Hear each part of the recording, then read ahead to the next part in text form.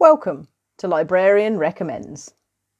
Hi, my name is Trish and I am one of the librarians at Barbican Library, and in this video I'm going to bring you some suggestions of ebooks to read. Look out for it fortnightly on a Tuesday.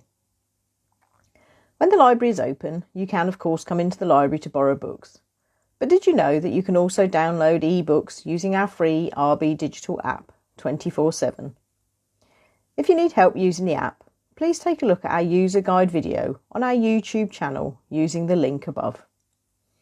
Ebooks are a great way to read, especially if you're unable to get to the library or if the library is closed, as you can download them from the comfort of your own home and start reading straight away.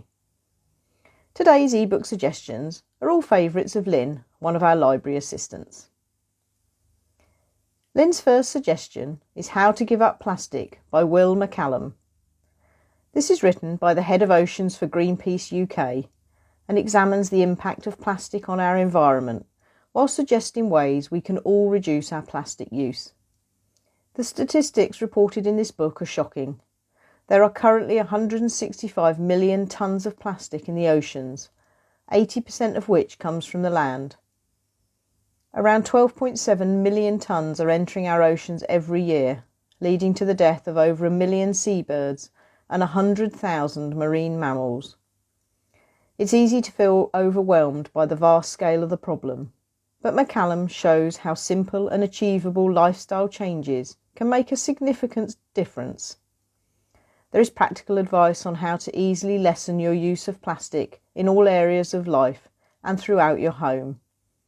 There is also information to help you organise greater change in your area or community.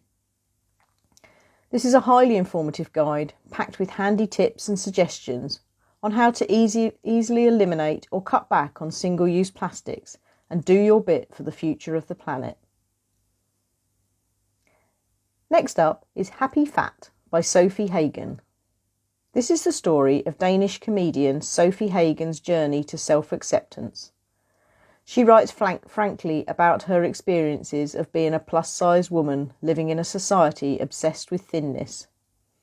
Her anecdotes highlight the pain, joy, prejudice and challenges that come with having a fat body. After years of subjecting herself to unsuccessful diets and struggling with her body image, she started to question the relentless condemnation and body shaming of fat people.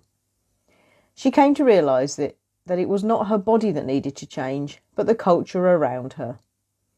Learning to love herself as she is enabled her to overcome her negative relationship with her body and finally feel happy with her size. Part memoir, part social commentary, Sophie examines attitudes to fatness in society from all angles. Written with honesty and humour, this is a thought-provoking book about the importance of loving yourself, no matter what shape or size you are.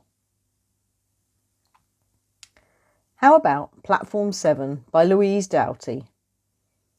In the early hours of a freezing November morning, a man enters Peterborough Station and makes his way to the deserted Platform 7.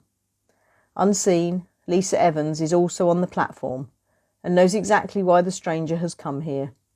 She tries, but is unable to stop him from stepping off the platform edge into the path of an oncoming goods train.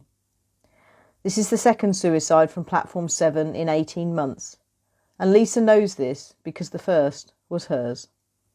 Lisa is a ghost, trapped in the station where she died, with no memory of her previous existence.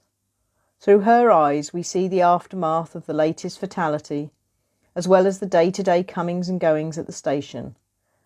As Lisa uses her powers to find out more about the victim, she regains memories of her former life. What she recalls is deeply troubling. Was her death really a suicide? This is an original, often dark, but compelling tale about a life and a death and the space in between. Lynn's final suggestion is My Mother, the Liar by Anne Troop. Forced to return to the family home after her mother dies, Rachel Porter is reluctant to go back to a place filled with memories and people from her past.